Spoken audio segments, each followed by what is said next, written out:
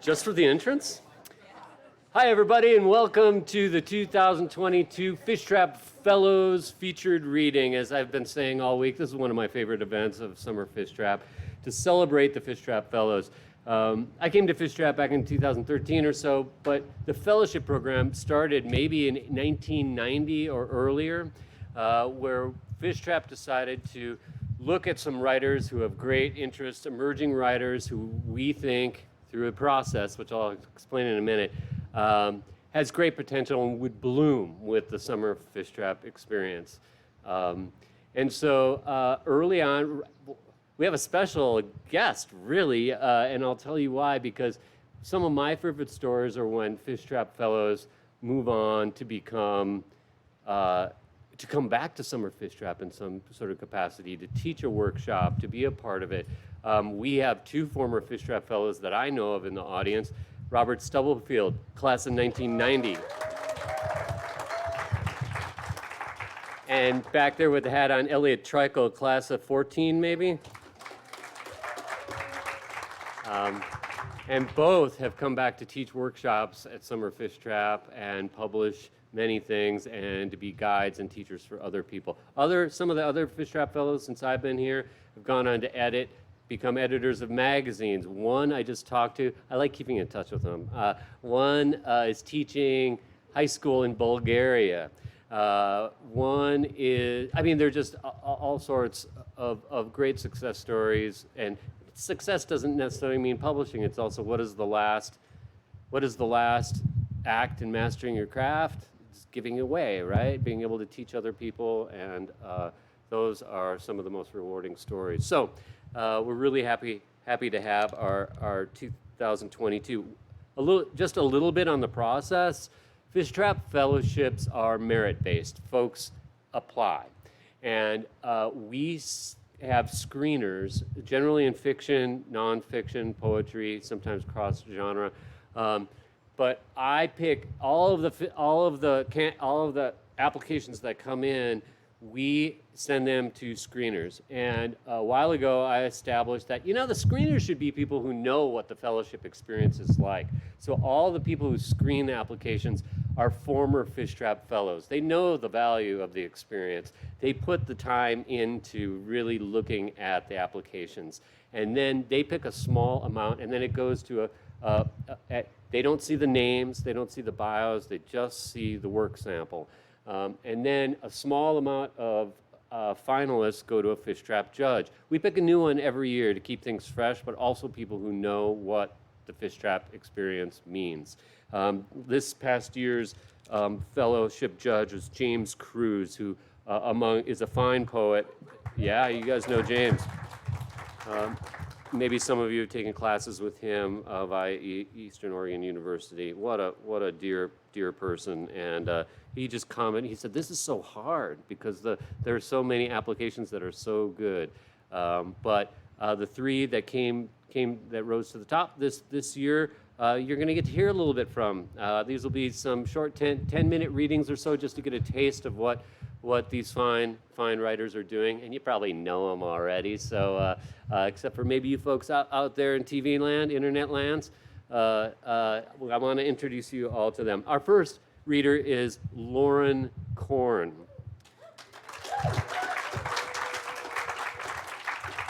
Lauren R. Korn holds an MA, Master's of Arts, in Poetry from the University of New Brunswick, where she was the recipient of the Tom Reister Memorial Prize and the Angela Ludan Levine Memorial Book Prize. She's the host and co-producer of Montana Public Radio's literature-based radio program and podcast, The Right Question. That's right.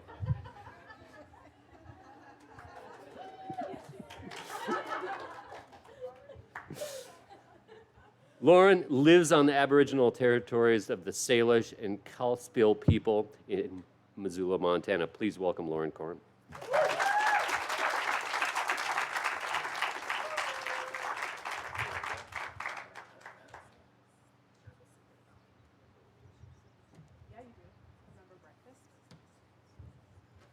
Hi. I'm very conscious of the mic right now. So in radio, or I think in TV, when we're like testing the mic, where we ask people who are on the mic what they ate for breakfast. So I'm going to tell you what I had for breakfast. I didn't eat breakfast, and I've only had coffee today, so I am so jittery. So jittery. Yeah, lucky you. Yeah, I want to thank Fishtrap, the Fishtrap team, Mike for ushering the cohort through the week, Shannon and Hunter, everyone for bringing us here. It is such a privilege to be a fellow, to like have someone say like, oh, I love what you're doing. I'm going to give you the time and a place to write. I think that's an incredible privilege and one I did not and am not taking for granted. Wanted to thank my fellows, Alex and Chelsea. It has been such a joy to share space with you this week. And to my workshop group, led by Beth Piatote.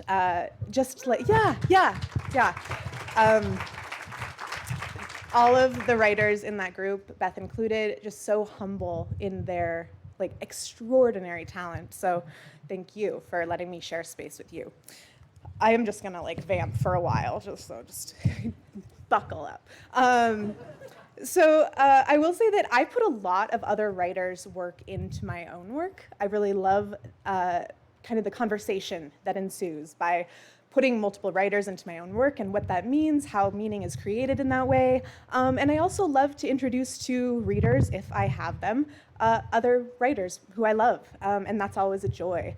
A joy that I experienced this week, yesterday. A writer in the youth workshop, Jaden Tansey, actually put my lines in her poetry. And so it was such a joy to see that and hear that. And Jaden, I don't know if you're out there or if you'll see this, but like, thank you. It was so nice to be in conversation with you. The first poem I'm going to read is a poem in which I'm in conversation with another writer. It is after a poem by a Canadian writer, Domenica Martinello, a poem called Adidas. It's an acronym, All Day I Dream About Sirens. It's a part of a book-length project that I'm writing about envy between women. And envy, as you all know, I'm sure, is like considered a sin, one of the 7 deadly sins. So this particular poem is not only after this poem by Domenica, but it's also exploring this idea of the sinner, and I also bring a couple of her lines into it. So with that really long-winded preface out of the way, and I don't know, does everyone get these little pamphlets? Everyone who wants to can grab it. Yeah, we have, we were published in this little fellowship pamphlet, and it is a poem. This poem is in that pamphlet. Forever Mood, hashtag Forever Mood. After Adidas by Domenica Martinello. If you are the sinner, not the siren, you are a white diver, limbs languishing in water, not yet ice. This will be your hashtag Forever Mood. Use hashtags build community. If you are the sinner, grip tightly your bruise-colored coat, skinned from whose warm-blooded body. Know that your own will soon turn to stone. Your breasts likened to breasts, your pubic hair brushed beneath the cold current. If you are the sinner, require retention, embrace evacuation, accept the gift, but ask for the receipt, your apologies whispered, your desires aflame in an abandoned online shopping cart. If you are the sinner, you are teething ceaselessly, biting the boob you suckle. Instead, suck your screen-scrolling thumbs. If you are the sinner, not the siren, green your specific shade of green. Your green eyes, reflections of the spinach flooding your fridge, mocking the meat missing from your torrential detritus. If you are the sinner, you are uncertain. Question goodness, good object, good food, good figures. Spoil the milk, cry, soil yourself, call it creation. Feel shame, call it digestion. If you are the sinner, white diver, tread lightly.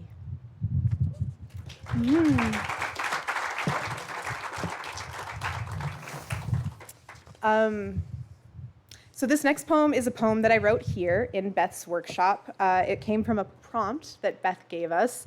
And apologies to the workshop crew, because you are now hearing work that you have heard before, and you can just sit back and say, I've already heard this, and just know there's surprises coming that you won't be surprised by. But this particular poem, Beth asked us to write about being in a cave with a snake. So, again, buckle up. Okay. Thanks for laughing. That's a generous thing to do. I really appreciate it. Cave snake belt. I know nothing about the body of a snake except that I envy its shape. In a cave with a snake, I think that I am supposed to be frightened. Instead, I ask the snake how it keeps its figure. It's a slippery slope, watching your weight, says the snake. It's a cave, I say. A man I am living with, it's temporary, tells me he's forgotten his belt. Without a belt, he is constantly adjusting his pants, constantly in search of security. Thank you. The man and I are living with a woman. It's temporary. Who tells us about a small general store at the base of a mountain, snake skins stapled to its ceiling. In the cave with the snake, I ask the snake if I can wrap its body around my own. The snake eyes my middle. I want the snake alive for a belt, for funsies. I imagine its mouth in a smile, its upper and lower fangs unfastened to swallow the tail of its body. A literal Ouroboros, I think to myself. Cute. I am unsure of what the snake wants, though somehow I am certain the snake could care less about my body or even about providing me with entertainment. I know better than to ascribe something like fun to a snake. I know better than to believe fun is something only a human can have. The snake comes towards me, not slithers, not slides, but something else entirely. The snake allows me to pick it up, stretch its body taut around the balloon of my waist. Open your mouth, I tell the snake. The snake opens its mouth. Swallow your tail, I tell the snake. The snake swallows its tail, lynching my core with the length of its body. The belted snake game is not as fun as I'd imagine, though I admit to myself and not to the snake that I feel secure in its grip. I feel bad for the snake, its tail down its throat. I pull the snake apart. How was that for you? I ask the snake, fearful for the first time of the snake in a cave of its answer.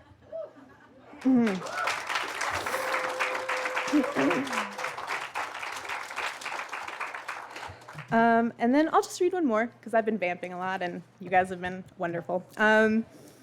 This poem was actually another poem that I wrote and co-wrote this, or not co-wrote, rewrote this poem in the workshop this week. I sort of was able to cannibalize another poem for this one. The prompt was write a prayer. So this is called From Survival Manual for the I'm used to radio where I can edit myself, so that is just that's like the blooper reel that goes away. From Survival Manual for the Dying Delineated. Each plastic ring through which I cut is a creature not stuck. 'Bout time I cared enough to pray. Too bad for the hermit crabs carrying on in brightly colored asylum some human tool once made. Dolls' heads remind the viewer there is something inherently horrifying about the body. Breaking through the 21st century fourth wall sublime, not the internet, but kind of the internet, lime green salt licks, lithium and brine, tearful symmetries of our commodified now. Pop-up windows reveal the radical mainstream, and lunar libraries are propelled into space, just in case. Me, I search for a survival manual for the dying. I am not looking for hard-won optimism. I want survival and revival and in hindsight, happy corpses, or at least an honored dead. Everywhere, again and again, I unearth the dry gardening handbook. What am I supposed to do with a gardener's fevered dream? Thanks so much.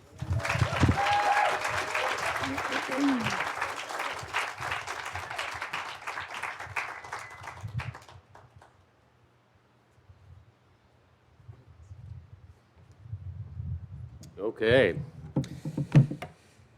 Our second reader is Alexander Ortega. He might seem familiar to you because Alex, this is his third summer Fishtrap in a row. Alex has been pursuing a MFA in creative writing from EOU and attended summer Fishtrap, hopefully the only 2 years ever, but the last 2 years have been virtual. So I've known Alex virtually for a couple of years, and it's been great to hang out as real people to this week. So Alexander Ortega is an emerging Salt Lake City-based fiction writer. He's about to receive an MFA in creative writing from EOU. He explores absurdism, realism, and the interstices between them to fabricate his own dimensions on the page. Ortega's work has been published in Quarterly West, Moss Literary Journal, an anthology called Evergreen, Grim Tales and Verses from the Gloomy Northwest. Put it together for Alex Ortega.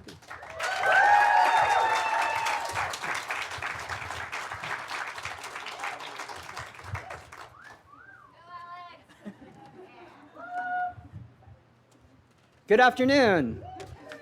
How's everybody doing? Good. I just want to say thanks to Fishtrap and Mike for that great introduction. I'm really grateful to be here and for this opportunity, and also just really grateful for my fellows. Lauren and Chelsea are immensely talented, and it's been wonderful to get to know them and their work this week. As Mike said, I am an EOU MFA student who, in theory, is going to get an MFA degree next week. We'll see how that goes. And thank you. And so, I want to dedicate this to the other EOU grads. Some of them may have heard it before, or you may have read it in the booklet that Lauren was alluding to. It is called La Llorona Got Wise. Raise your hand if you know who La Llorona is. Okay, nice. If you don't know, Mexican folktale, drowned her babies in a river, and we'll do that to you. Okay. I'm not joking. La Llorona got wise. You've surely heard La Llorona trying to lure you in. She wants to hold your head underwater as you check out the scene at night. But la gente caught on with La Llorona's wailing and sobbing. You say, yup, not getting into that river. So La Llorona got wise. She's crafty. Nowadays, you absolutely cannot sing along with La Llorona. Rather than crying over the baby she drowned in El Rio Grande so long ago, she throws on headphones and consults La Reina herself. That is, Selena. Yes, that's Selena Salinas. You're jogging by the creek after the sun's gone down. The heat's been terrible, hasn't it? And there she is, a riverside specter. Her ratty dress draped over her, face pale and pocked como la luna. She seeps toward you. I mean, she's a ghost. She doesn't really walk. You're frozen. Then it happens. Hand akimbo. La Llorona pumps her hip out, and like a trickle at first, she coos. Bidi bidi bum bum. Just like that, you're about to sing it too. Don't sing it back. She'll try again. A bidi bidi bum bum. Sing something else. Hell, do Britney Spears. Baby, baby. Because it's better than being lulled by cada vez que te veo pasar. La Llorona hypnotizes just as much with her sashaying hips as the incantation of Selena. A bidi, a bidi, a bidi, a bidi, a bidi, bidi, bum bum. And when she breaks into that, hey, yeah, Hey, hey, hey, yeah. Keep your hands stiff at your side, lest you want to flow with the reeds at the bottom of the creek. Don't thrust them in the air, traipse in circles, or confetti your fingers around in jazz hands. Stay stiff at all costs. Belt it with Backstreet Boys. I want it that way. Tell me why. La Llorona swivels her hips. You follow the Pied Piper. You strut right behind her, and she shimmies her shoulders and bends backward underneath a low-hanging branch. Bitty, bitty, bitty, bitty, bitty, bum, bum. Bitty, bitty, bitty, bitty, bitty, bum, bum. Hell, sing Feliz Navidad or Las Mañanitas if you have to.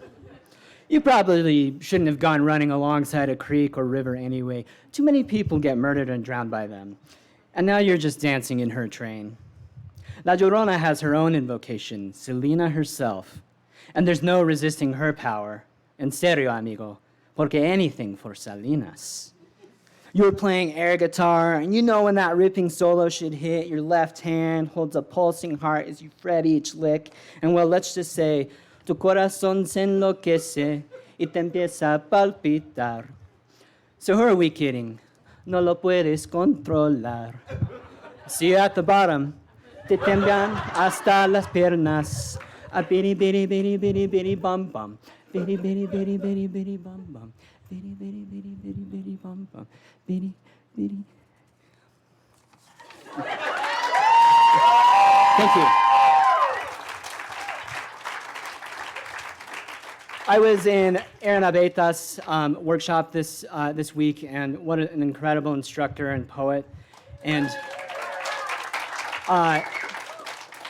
this one I wrote in this class, so it's a little fresh, a little rough. But I just want to shout out to our cohort. And also I wanted to just say, Mike is right. James Cruz, wonderful human, wonderful poet, and also just big thanks to James for enjoying my work. This one is presently called "Boy and Mermaid." The boy gulped buckets of air as he heard a strange cry like a rabbit. After running for his life, he had hoped for peace at last from the kids who tormented him.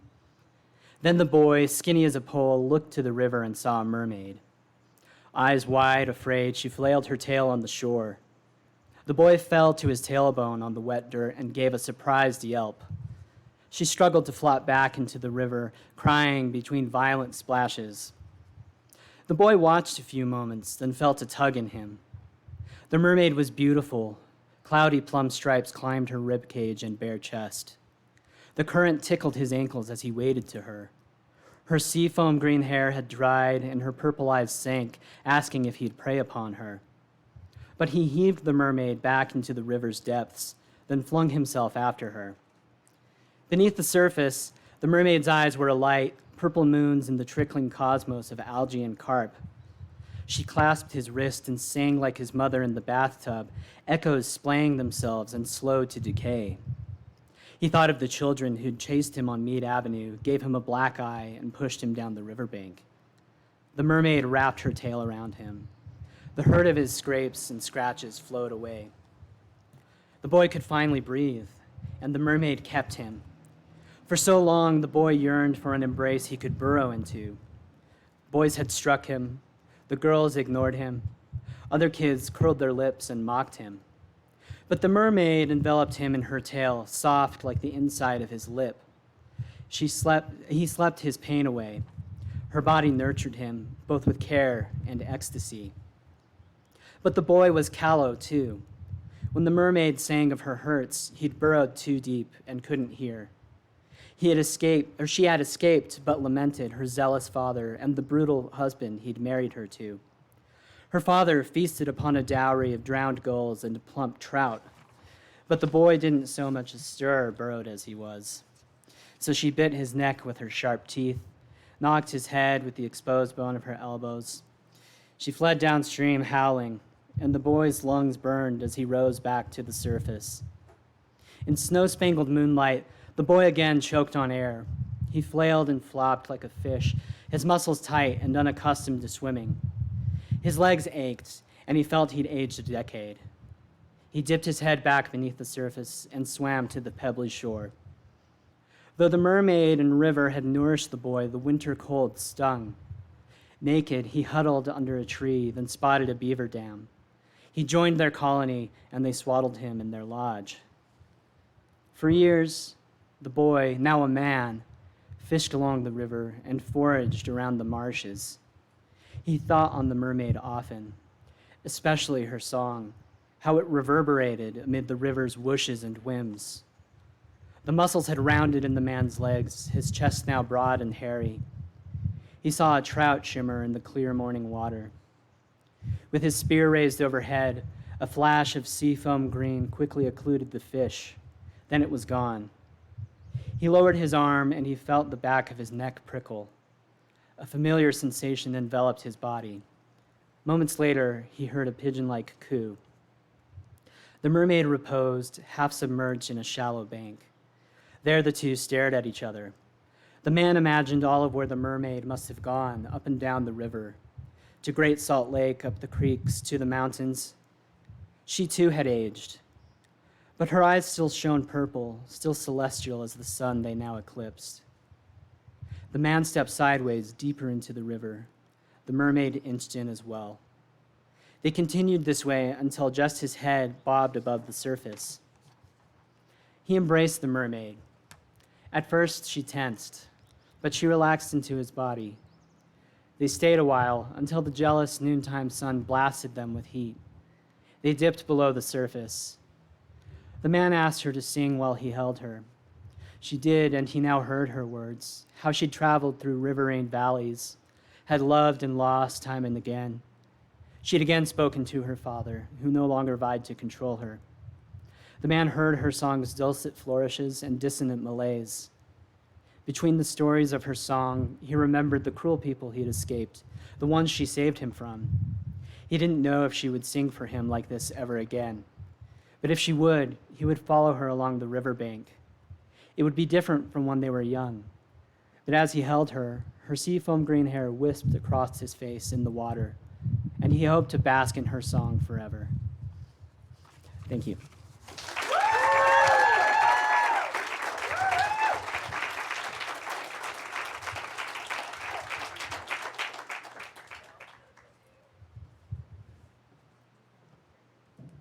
Okay. And our third 2022 Fishtrap Fellow is Chelsea Querner.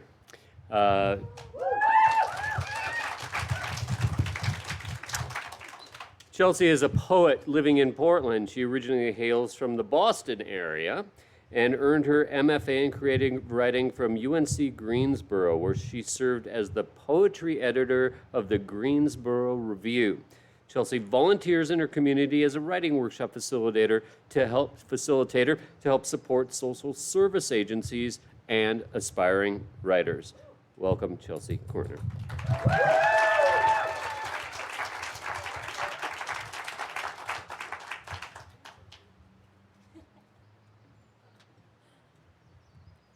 Hey, y'all. Thanks for coming out.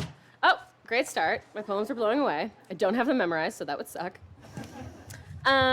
Yeah, I mean, at this point, it's the third one up here, but to just be a broken record for a moment longer, I'm so grateful to Fishtrap, with a special thanks to Mike for being our little fellow shepherd. I'm so grateful for this opportunity, and to my fellows, Lauren. Oh my God. Alex, I just forgot your name. I blacked out. Guys, this is going great. To Lauren and Alex, he literally shares the name with my brother. Holy hell. I'm just gonna say I'm so grateful to work alongside you, to laugh alongside you this week, and to wander alongside you. It's been so fun. I wish we had another week. And to my cohort, with a special thanks to Aaron, your vulnerability and tenderness with which you teach really did set the mood for the rest of us. And I'm proud of the poems that I've started, and I hope that I get to share them with you again in the future. So. I can just go now. Anyway, okay, I'm going to start with a poem that I started this week in workshop. It's called Return. The same 207 bones I carry in my body, the extra bone I keep in my left ankle, marking time with a gentle tendon pluck only me and the pica underground can hear. The same July snow visiting my fingers, a cottonwood canopy I'll never touch. The same green winter hid, waiting for the Wallowa's banks to collapse, let loose the fallen logs, arrested since last summer's wildfire. How my body holds me in change. Ants roam my kneecaps, make of my freckled skin a map of invisible scent. The same boulder keeps my feet wet and my ass dry, and the fortunes delivered by ruby throats. I don't let myself love one thing. I wouldn't know how. As much as I yearn for the memorization of returns, a dirt path I can conjure with eyes closed, it is the mixed blessing of a dead doe, sunken with sun and honey fungus, that teaches me to be held by what does not understand me.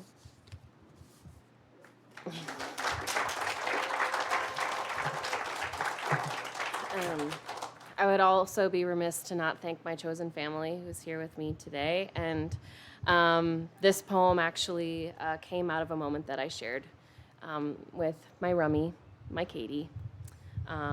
This one I started last summer, actually, at Fishtrap. I came out to Joseph even though it was virtual. So it was a little bit of a solo retreat, but lovely all the same. This one's called Hurricane Creek. Sitting drunk at the mouth of a waterfall, I promised myself I would leave in 2 years' time. Marked the date on the inside of my wrist, hovering above the current. The deer had stopped coming 2 days before. Where in the body does premonition live? A palimpsest etched with an unknowable rescue. Summer's heat forced me outside. The cabin's windows couldn't open wide enough to let me inhale. A woman's voice followed me, recounting her husband's heroism, the fire season that killed his best friend. I need someone to interpret the difference between thrive and evolve, where wild belongs in loss. The garden's giant allium, denuded of its bees. It was the plant's stillness, its perfect rigidity, that I noticed first, though the sky's ash had long been scalding my skin.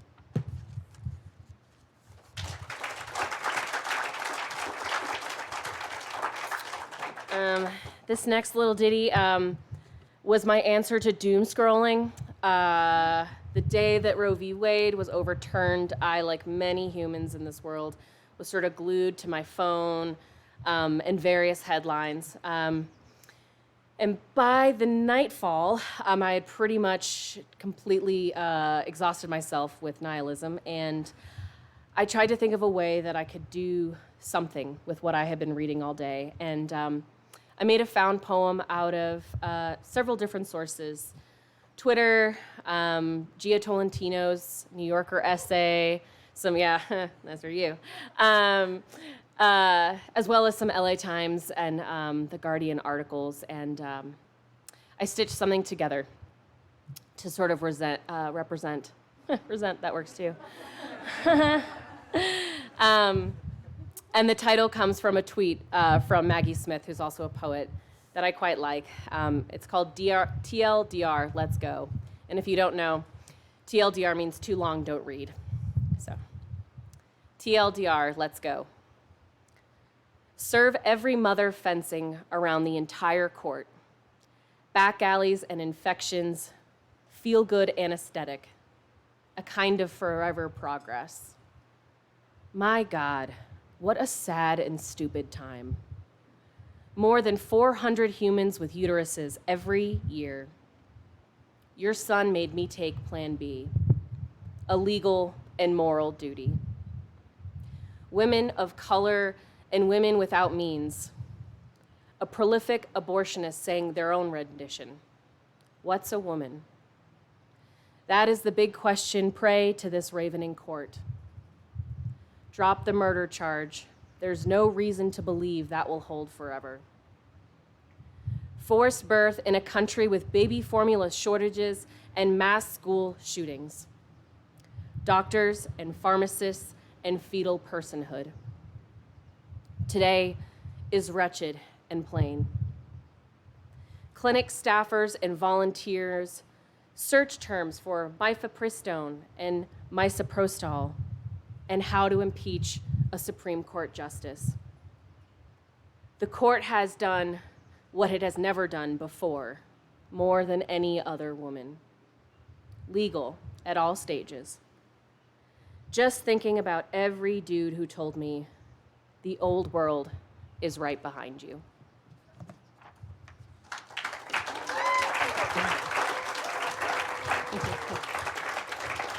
All right. And I've got just a couple more. This next one is for all my beloved millennials. Your horoscope for year 3 in pandemic. An invisible planet has a chokehold on your intuition. Ready your prayer beads and invoke the unspeakable saint of thresholds. Everyone will die, finish, end. But can you open yourself to the out-and-out pleasure that is ignoring the mail and finding new ways of cleaning the microwave with half a lemon? You still have your sovereignty. It just looks different, held in your palm after all this time. A significant daydream waits for you. This porthole of possibility resembles that of a rib cage, separated from its pelvis. So what then moves you? Don't call it a turning point, whatever you do. You'll still need to tweeze your upper lip, but the fever you sound out feels as good as ridding your nails of the dirt trapped beneath. Linger now. The before times is a coyote gnawing on a chain link fence. We are flaws carved of crosswords. Are you tired of memorizing how to exist? It's okay if you've forgotten how to read an expression of hope or loneliness. Our eyes can only swap mockery now, a broken Morse code. Worry not from the mascara that won't rub off. This is an invitation to realize new purpose in your fists. Locate the wanderlust inside your knuckles. There is freedom hidden in touch, but the learnings remain the same.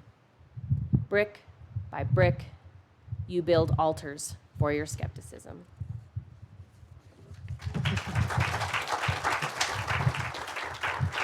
And this last one, I'll just serve with a not safe for work warning.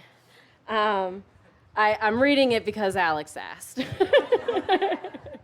Remembered your name that time. Okay. And this is also a poem that I started this week in Aaron's workshop. It's called Abaid. Cold-hearted bitch tastes like the iron of your spiral staircase. Sits on the shoulders I wore that another man kissed. I need to get my want right. The can of seltzer, cranberry lime, my least favorite, replaced with vodka. My teeth made of their own corrugated aluminum. Rug burn on every notch of my spine. My abacus of alcoholic nights. I wanted to know your fists so I could soak something other than my pussy in the bathtub we both paid for. Funny, the way you pronounced adulterer.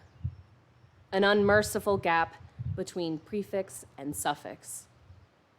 I grew up in reverse, less and less interested in what brought us together. Taught myself how best to maneuver across bar floors. Pilsner linoleum replaced the veins in my feet. The difference between you and I is a deserted diner booth. You'd rather hunt for answers in the wearing of secrets, mute, nodding. My disease is a stolen grocery cart, one wheel in perpetual lock and loud in its receding. I don't regret the mess I made. The taxi cab, its blurry red fare, where I announced I wanted a divorce. Trapped in motion along the Charles for another 7 miles. I'll never go back to being afraid of endings. There is a woman in me who reached maturity over a plate of nachos and a forgettable cock in my mouth. Inheritance is the why. Only I get to know the question. Thank you.